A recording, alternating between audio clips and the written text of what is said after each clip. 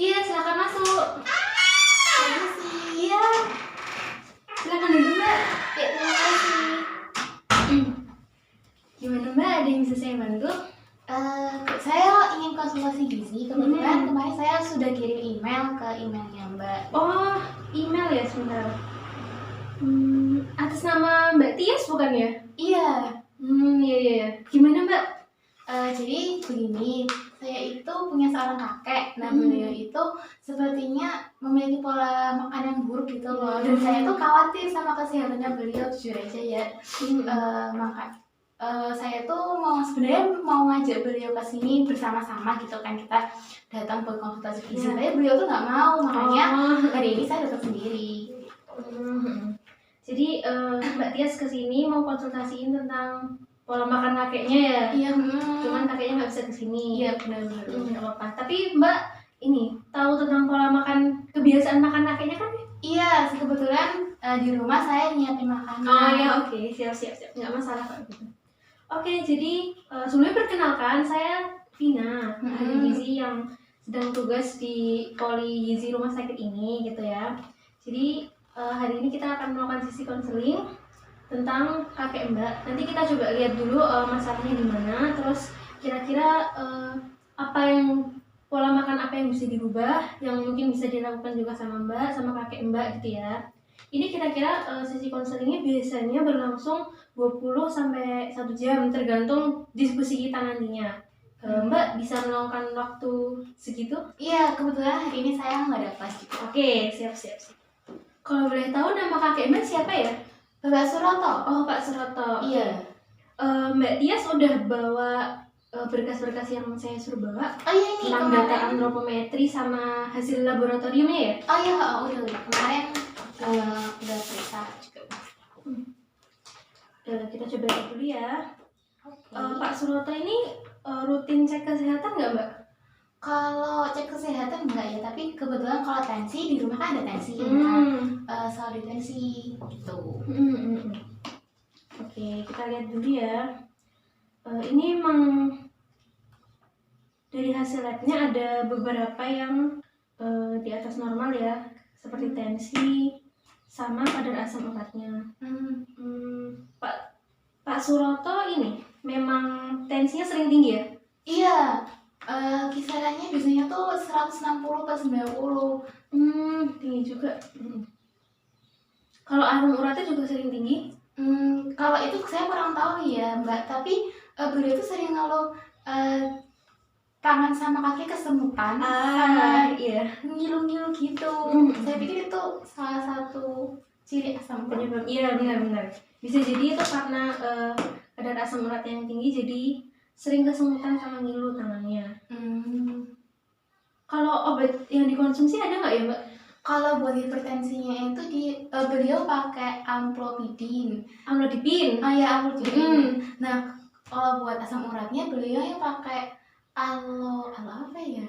Allopurinol bukan? Ah iya, benar itu Mbak. Allopurinol. Itu diminumnya rutin atau cuman kalau pas sakit aja baru beli minum gitu? Nah, kalau dulunya tuh kalau misalnya beliau lagi ngerasa sakit aja Mbak. Kalau asam uratnya waktu ya menyerang, ngilu-ngilunya itu datang. Kalau tensinya tinggi waktu dia merasa pusing banget aja gitu. Oke. Nah sekarang kita coba lihat dari kebiasaan makannya kakeknya Mbak nih. Kalau misalkan kita bayangkan nih dalam satu hari, kira-kira Pak Surono ya? Pak Suroto itu makan apa aja gitu? Misalkan bayangkan ya dalam satu hari, misalkan sarapan, biasanya beliau sarapan apa nih? Kakek itu beliau untuk sarapan tuh gak suka makan nasi Mbak. Jadi beliau tuh lebih cenderung kayak pagi itu makannya singkong goreng, terus sering banget minum kopi beliau. Paling nggak tuh ada lah sehari 3 gelasan minum kopi. Itu untuk sarapan nih ya. Kalau makan siang biasanya makan apa, Mbak? Makan siang karena kebetulan saya siang di rumah, jadi sempat kan masak. Nah itu kebetulan makannya lengkap, nasi, ada sayur, ada lauknya juga gitu. Tapi beliau ini tuh suka banget dimasakin yang menurut saya tuh kayak nggak pas gitu di usia beliau, kayak apa namanya, jeroan, beliau suka banget kayak jeroan, kayak suka makan hati, jeroan. usus gitu loh, padahal beliau kan sudah lanjut usia kan. Terus beliau juga suka banget kayak goreng-gorengan gitu loh Mbak. Nah tapi kalau misalnya nggak dimasakin itu, kakek tuh kayak nggak mau makan ya, kayak ngopi terus gitu loh. Jadi ya mau nggak mau saya harus masak seperti itu gitu. Oke. Itu makan siang. Kalau makan malam? Makan malam beliau jarang sih makan malam. Biasanya makan malam tuh beliau cuma ngopi, habis itu makan 1-2 pisang, habis itu udah. Kalau selain itu makan pagi, makan siang, makan malam. Sore makan nggak? Atau ada selingan? Kalau selingan ini beliau suka banget kayak kacang-kacangan, kayak kacang goreng, kacang Bali, kacang goreng yang cuma dikasih garam gitu, kacang mete itu pokoknya beliau suka banget kacang. Itu sih yang selalu stok di rumah. Oke. Kalau untuk konsumsi air putihnya jarang banget Mbak, jarang banget. Jarang minum air putih. Iya, kakak itu nggak pokoknya nggak ada kayaknya 2 gelas sehari itu, jarang banget beliau. Selalunya tuh ya nggak teh ya kopi. Kebiasaan orang tua suka kayak gitu. Iya bener banget. Oke. Jadi coba saya ulang lagi ya Mbak. Jadi tadi kakeknya itu kalau pagi sukanya cuman jarang makan nasi. Iya. Biasanya makannya kalau nggak singkong goreng kayak gitu sama kopi. Terus makan siang tadi lengkap, tapi lauknya sukanya jeroan gitu ya. Iya. Sama yang digoreng-goreng. Kalau sayurnya jarang makan sayur kah? Saya sering masak sayur, tapi beliau ambilnya cuma sedikit banget, paling satu sendok sayur. Iya, 1 sendok sayur itu udah bisa, ya udah cuma itu. Jarang makan sayur. Terus tadi kalau malam kakek sukanya cuman makan pisang sama minum kopi lagi ya? Iya. Terus kalau selingannya sukanya yang kacang-kacangan, kayak kacang goreng, kacang mete gitu ya. Terus sayurnya cuma sedikit, sukanya ambilnya biasanya sayur yang kakek makan tuh kayak sayur apa Mbak? Saya biasanya lebih ke rebus-rebus sih, kayak sawi rebi, ya itu juga biasanya gitu. Tapi beliau cuma ambil kuahnya sama wortel paling. Terus kayak sayur rebus kayak sawi atau terong atau kacang panjang gitu. Oke. Terus untuk konsumsi air putihnya nggak banyak ya, cuman 2 gelas paling sehari. Habis itu kopinya malah yang kopi sama tehnya agak banyak. Iya, kencang banget. Kalau untuk aktivitas fisik itu misalkan ada olahraga rutin atau kakek aktivitas sehari-harinya apa?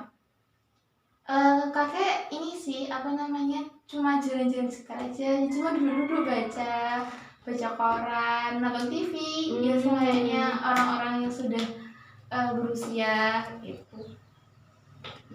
Jadi aktivitasnya juga udah nggak banyak ya.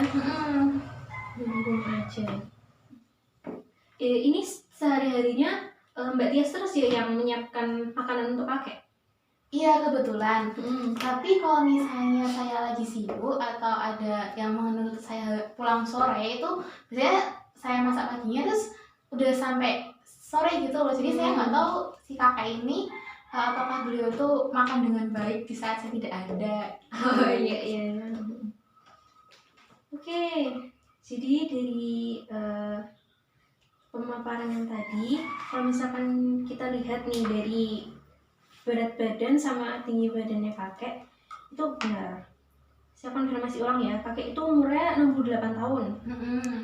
Terus berat badannya itu 62 kilo, tinggi badannya 160. Jadi kalau misalkan dilihat dari berat badan sama tinggi badannya itu indeks massa tubuhnya normal 24,2, itu masuknya status gizi baik, tapi udah hampir lebih gitu. Jadi yang normal itu 18 sampai 25, sedangkan kakek ini 24,2, jadi hampir gitu. Tapi masih baik kok, nggak masalah. Status gizinya masih baik. Terus kalau kita lihat dari pemeriksaan laboratoriumnya ini memang yang menarik di sini adalah tensinya sama kadar asam uratnya. Dan itu kayaknya juga relate gitu, sama berhubungan sama pola makan kakek tadi gitu. Jadi untuk yang tensinya itu di sini tensinya 150/90 kalau yang di pemeriksaan terakhir. 150/90 itu termasuk tinggi. Lalu asam uratnya juga tinggi, di sini 10,9, sedangkan normalnya itu harusnya di bawah 7. Jadi cukup tinggi ya asam uratnya. Makanya mungkin itu yang menyebabkan kakek sering ngeluh ngilu sama kesemutan ya, bukan sama tangannya kayak gitu. Itu sih dari laboratoriumnya. Terus kalau dari pola makan kakek tadi mungkin bisa di highlight kalau kakek kurang makan sayur sama buah, kurang minum juga ya, soalnya aktivitasnya juga nggak banyak gitu. Terus sama suka makan yang goreng-goreng sama jeroan gitu ya. Iya. Oke, jadi itu ya. Jadi mungkin kita bisa tarik poin masalahnya di sini. Mungkin kita akan memperbaiki keadaan hipertensi sama kadar asam uratnya gitu ya. Oke, jadi kita coba bicarakan nih. Kira-kira apa yang bisa Mbak lakukan sama yang bisa kakek lakukan gitu. Dan di sini saya ada leaflet, mungkin bisa kita lihat bareng-bareng ya. Jadi ini leafletnya tentang Pak Suroto, sama ada di sini pola makan seperti apa yang harusnya dianjurkan sama dihindari. Mungkin kita bisa coba bahas itu satu ya. Jadi tadi Pak Suroto usia 68 tahun, IMT-nya normal, status gizinya masih masuk normal, tekanan darahnya tinggi, sama asam uratnya juga tinggi. Jadi tekanan darah tinggi itu kan ya udah biasa lah kita sebut hipertensi kayak gitu. Artinya yang tekanan darah di atas 140/90. Ini kan berarti tekanan darah kakek udah lebih ya, ini 150. Lalu faktor risiko hipertensi itu bisa disebabkan karena pola makan yang tinggi garam sama tinggi lemak. Nah itu tadi relate ya sama kakek. Suka makan yang goreng-gorengan gitu kan ya. Terus yang tinggi garam di sini juga sebenarnya harus diperhatikan. Jadi yang tinggi garam di sini maksudnya tinggi natrium. Itu nggak mesti yang makanan yang asin banget, tapi bisa juga karena makanan-makanan yang instan. Misalkan kayak keripik kentang atau mie instan kayak gitu. Kalau tengah malam sambil nonton bola kan kayak suka makan itu. Oh gitu. Iya. Kayak gitu. Terus di bumbu-bumbu itu juga natriumnya tinggi. Misalkan di kecap, di saus tomat, saus sambal itu juga tinggi. Jadi kalau itu kebanyakan juga sebenarnya nggak bagus gitu. Gitu. Jadi itu salah satu faktor resiko hipertensi. Terus banyak makan makanan instan ya tadi. Terus habis itu kurangnya aktivitas fisik. Tadi kan aktivitas kakek cuma di rumah aja ya, kayak nonton TV, terus main baca koran gitu. Iya. Mungkin sebenarnya aktivitas di sini nggak mesti olahraga yang berat, nggak mesti yang harus jogging atau sepedaan gitu, enggak sih. Tapi yang penting gerak aja, apalagi di usia kakek yang udah sepuh kan. Mungkin misalkan ngapain ya? Kalau kuat jalan-jalan nggak apa-apa jalan-jalan gitu. Misalkan beli makan bareng mbaknya, mending daripada naik motor kita jalan yuk kayak gitu. Atau apa ya, melakukan sesuatu di rumah, misalkan kayak menanam. Menanam nggak? Iya. Kan menanam di depan rumahnya. Kalau untuk berkebun, kebetulan saya yang suka ya, nanti saya ajak kakek untuk berkebun kali. Boleh banget itu. Misalkan ayo kayak kita nanam bareng yuk di depan rumah gitu. Jadi pokoknya kalau bisa beraktivitas gitu. Misalkan atau enggak bersih-bersih rumah itu juga udah termasuk aktivitas sebenarnya. Siap. Jadi kayak gitu. Jadi istilahnya biar nggak diem aja di rumah gitu. Lalu salah satunya faktor risikonya adalah stres gitu. Jadi kalau bisa kakek ini dibuat selalu happy gitu, nggak banyak beban pikiran. Karena kalau udah stres itu tensi bisa cepet banget naiknya. Nah, terus dampak hipertensi terhadap kesehatan itu tadi mungkin kakeknya kalau sering ngeluh pusing, mudah lelah, itu juga bisa salah satu dampak dari hipertensi gitu. Itu yang mungkin dirasakan sekarang. Mungkin dengan habis dikasih tadi amlodipin udah hilang gitu. Tapi dampak jangka panjang itu ada. Itu nanti bisa sampai ke gangguan penglihatan, gangguan jantung, gangguan ginjal, bahkan sampai stroke gitu. Separah itu ya? Jadi emang memperbaiki pola makan untuk apa ya? Menjaga tekanan darahnya tetap stabil itu emang penting banget. Gitu. Dan tadi buat yang hipertensi. Terus habis itu kakek kan juga kadar asam uratnya tinggi ya. Itu namanya hiperurisemia. Jadi adalah keadaan di mana kadar asam urat dalam tubuh itu di atas normal. Normalnya kalau untuk laki-laki dewasa itu 7 mg per desiliter. Sedangkan kakek itu 10,9. Jadi udah cukup tinggi gitu. Itu faktor resikonya karena pola makan yang tinggi purin gitu. Nah, purin itu terdapat di bahan-bahan makanan yang protein. Sebenarnya kayak di tahu, tempe, ayam, telur gitu semua ada purin sih. Tapi purinnya nggak tinggi, nggak setinggi kalau di jeroan. Nah, jadi kan tadi kakek sering banget makan jeroan ya? Iya. Suka makan jeroan, nah itu purinnya tinggi. Jadi yang purin tinggi itu kayak jeroan sama seafood kayak gitu. Kalau bisa dihindari.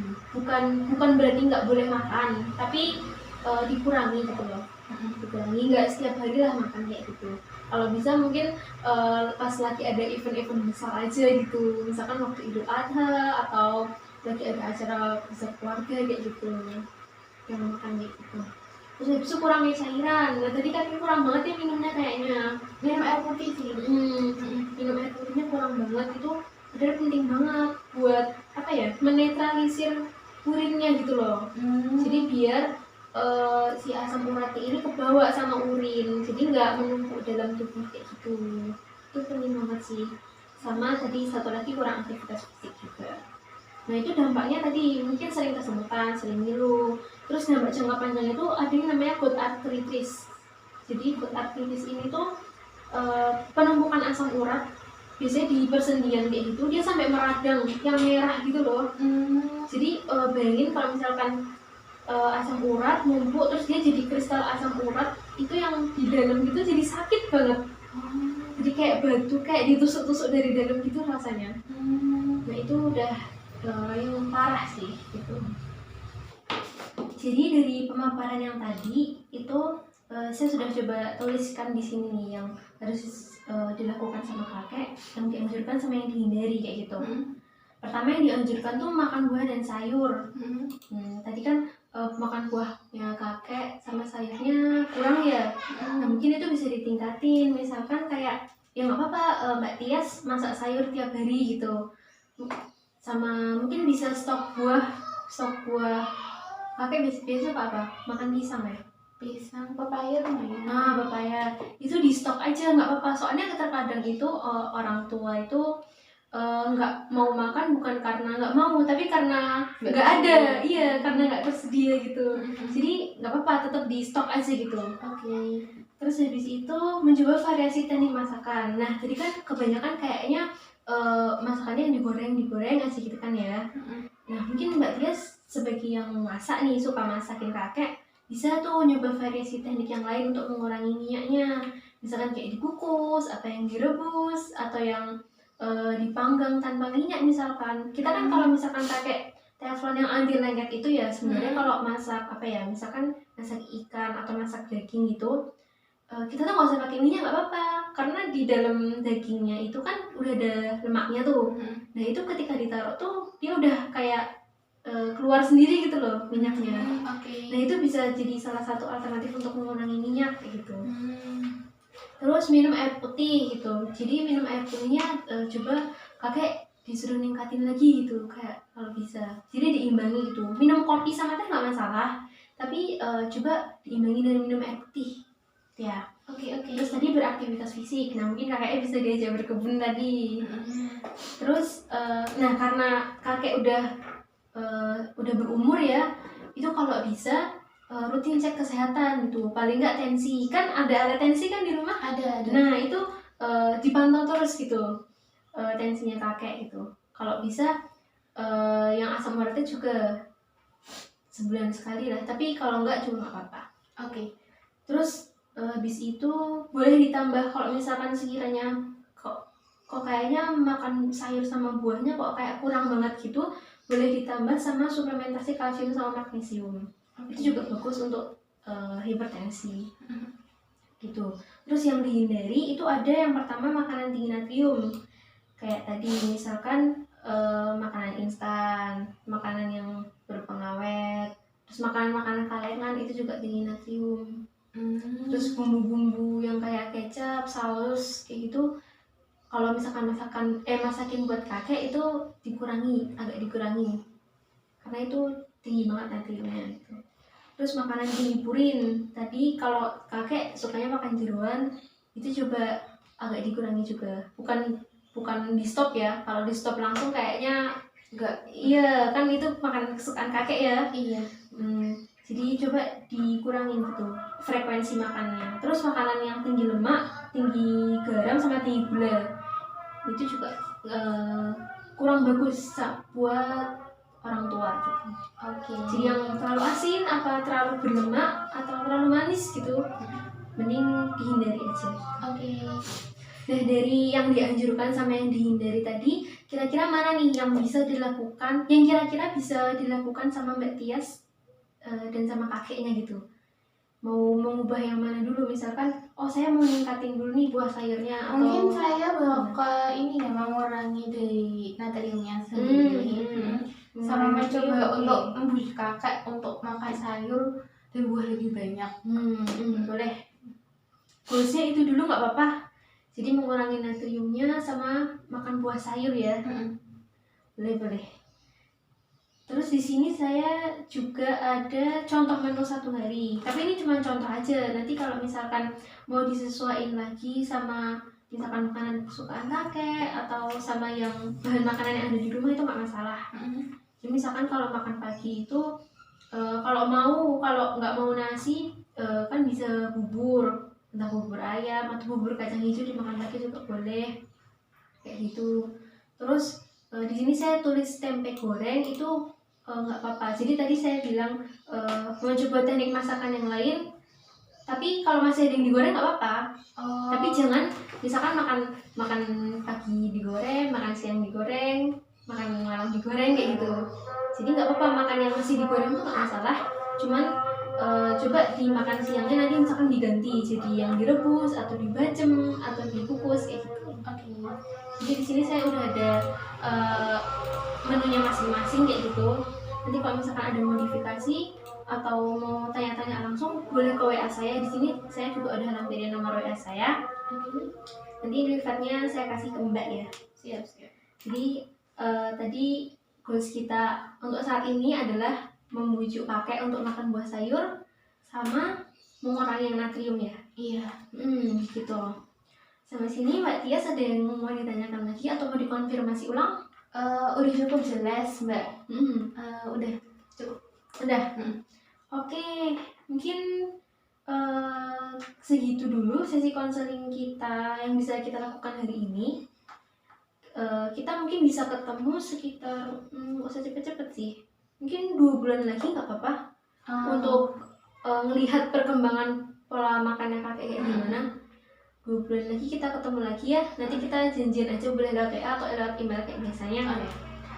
Terus kalau bisa kakeknya diajak ke sini Mbak. Iya siap. Ini sudah saya bujuk kakek lagi ya. Iya, kayaknya soalnya kayak lebih enak kalau kita ngomongin bertiga gitu. Iya. Sama yang bersangkutan langsung kan.